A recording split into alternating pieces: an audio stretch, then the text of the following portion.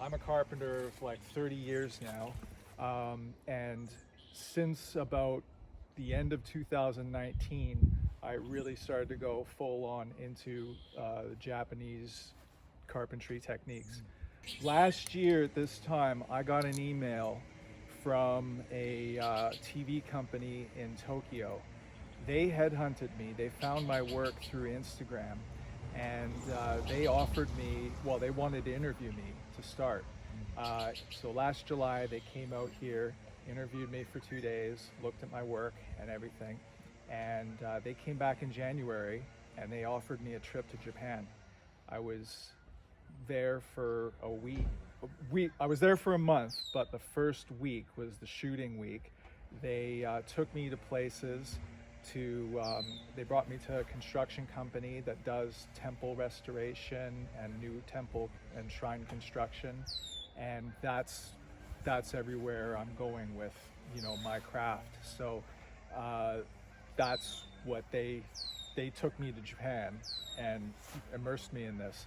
It's it's beyond a dream come true, because I never thought it was possible to have a dream like this. So that is ultimately an unfathomable experience that came to fruition strictly on my desire to do this work.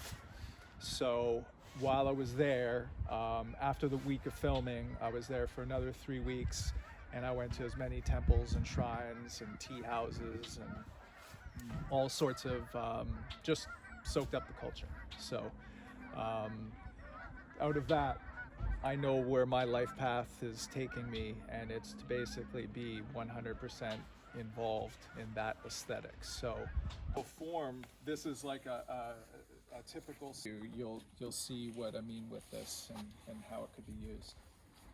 Is that cedar? It's a cypress. These beams actually came from Japan. These were part of the 2011 East Japan earthquake that washed up a whole bunch of things all over North America. What they'll do is they'll cut out most of the cancer and put in a new patch. Now, as long as it's not structurally compromised, that is a pretty sensible way of keeping the aesthetic and the form of something that's old. And that's another thing too about this that's so amazing with what I experienced in Japan, was that the whole magic to this form of carpentry isn't that it's unfamiliar to us here, where something's old, you tear it out and just build something new. They're maintaining the sense of history with these temples and shrines that are like 1400 years old. You know, something that's rotting away. They cut out a piece and they replace with new pieces only as much as they need to. That to me is what's so important, is that to be as authentic as possible and maintain the integrity of whatever we're choosing to build by doing repair as needed in the Japanese way. Because this is the part about the beauty and the repair, the beauty that's wabi-sabi, seeing something is imperfect, but it is perfect in its imperfection. Like nature is perfect, but there's filled with imperfection. A tree is a tree, but it doesn't always grow the same way. There's always something that could be off with it, and that's the beauty about all this, is in the imperfection, or that making the repair becomes beautiful. It's this pottery technique called kintsugi, where the cup is broken and they put the pieces back together, and it's with gold, and that's now the structure, the piece is worth more because of the repair. It's just joints. There's no nails or anything in there. I think it was all bolted together invisibly somehow. No bolts, no screws. Now I did all this. This is part of my beginnings of practice and being like, I've got to start doing this. This is a joinery. This is actually my favorite joinery. It's called the Kanawasugi. Now it's removable, but this is a very structurally strong joinery, and it would be used for, let's say this is rotted out, this is the post, right? And that's standing around, it's rotted out at the bottom. Well, they'll make this joinery and put on the new prosthetic piece. And once the pin goes in, it's not going anywhere. And this is more temple-inspired architecture. Is that a support? Yeah, it's a corbel that will support this curved beam, which is actually called a choreo, which is rainbow beam. Sit up here, and then it's coming down. That corbel there would sit underneath here, supporting it. And then this guy, this rainbow beam, is underneath, supporting that, so it'd be sitting on top of that.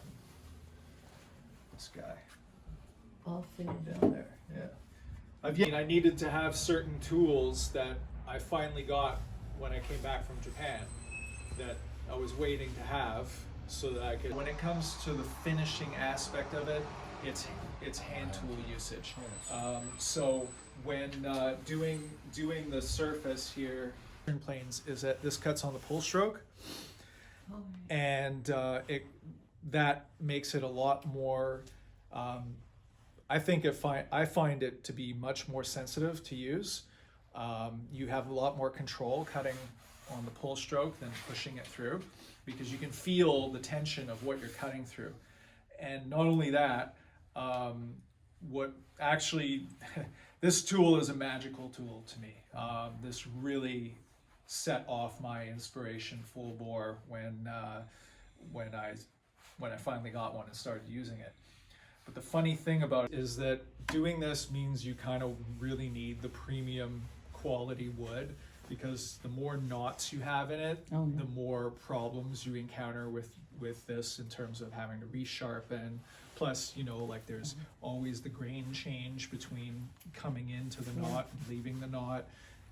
So I came back from Japan with this tool. It's another kana, but it's with a convex body, and it allows you to plane a curved surface like this. So so you see this.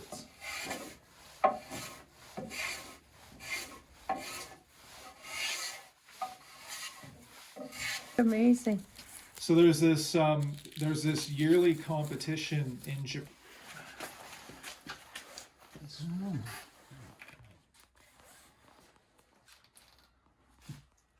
And you use a handle from the. Yeah.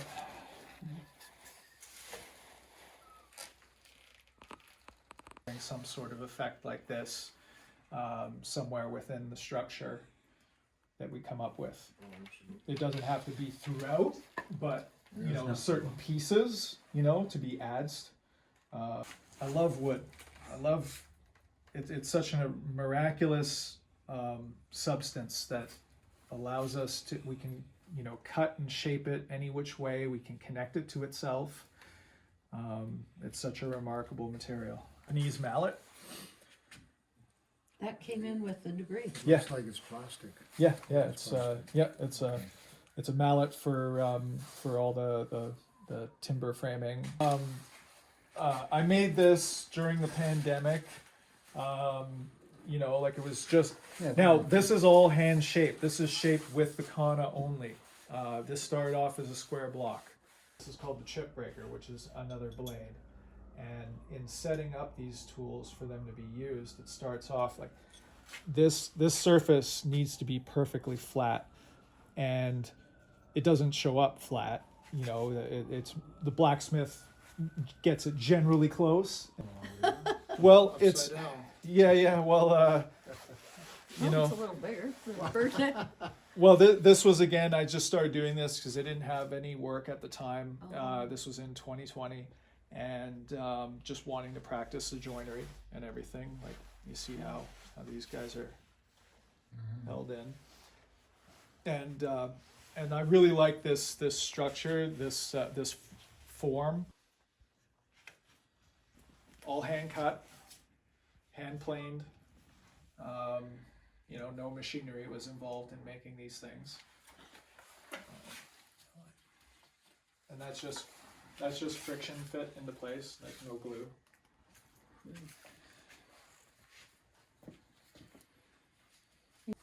This is how the Japanese TV show found me. They saw pictures of this.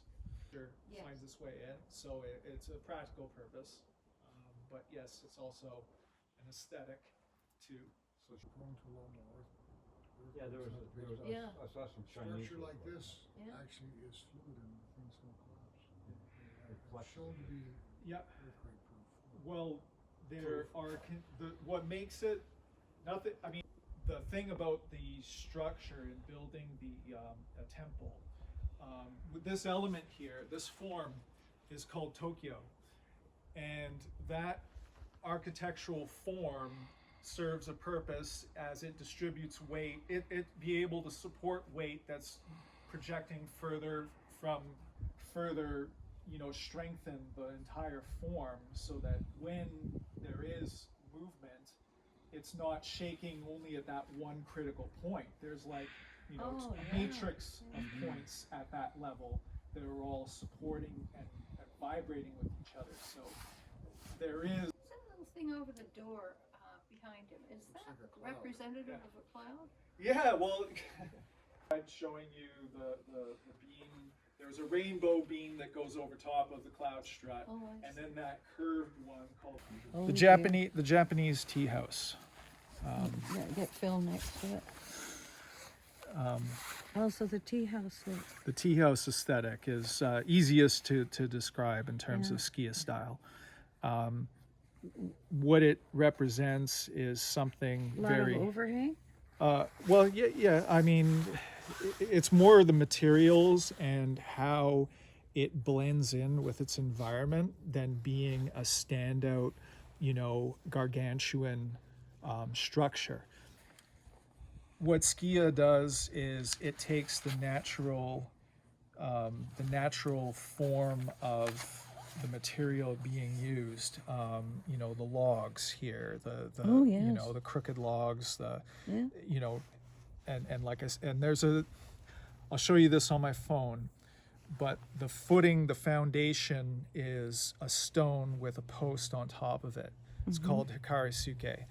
I've done a number of these side with this style because what it is it's something that is unassuming but distinctly Japanese. It's something that's not meant to be, you know, an outlandish, you know, like we're Really not fancy. we're not replicating religion or anything like that. This is to honor the people, and what's in their hearts is the feelings of home. And home is here, home is there, but inside, home is something.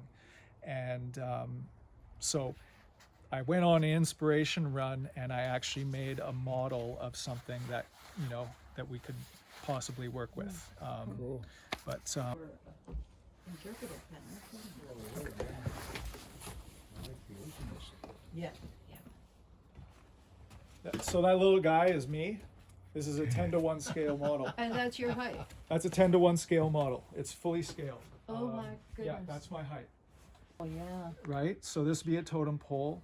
And it's supporting something that symbolizes that It's- they were supportive of the new people. It's locked in. Yeah, it's Yeah. locked in. It's in the heart now. This is a tokonoma. It's an alcove for art, like it could be a vase or a scroll painting or something. But it's in every Japanese home. So when we talk about, when you mentioned, you know, the idea of some sort of plaque or commemoration description, that would be put in here. So symbolically, I feel very, you know, like that, you know, just feeling like there should be something special, and that's something that every Japanese person would understand. Well, start somewhere, and here we are. So the tokonoma is not defined by a certain size. It's, you know, it can be as big as we Yeah. want it or need it to be, but typically it isn't any deeper than 3 to 4 feet deep. Yeah. And if we can find one solid slab, to me, the importance of the design really revolves around the Skia style. That's to say that it's a very unassuming style of house architecture. It was this style of choice for tea house construction, and that aesthetic, I think, would be very important in honoring the people for their time here. These houses and- came from mine, I think, So when we look at these posts here, these posts in here, you know, They could like show that's what I see. You know, I chose a few here, but like I said, I didn't want to spend too much time and miss my chance with your meeting here. But you know, more natural posts could be these outer guys. Yes. Maybe not every single one,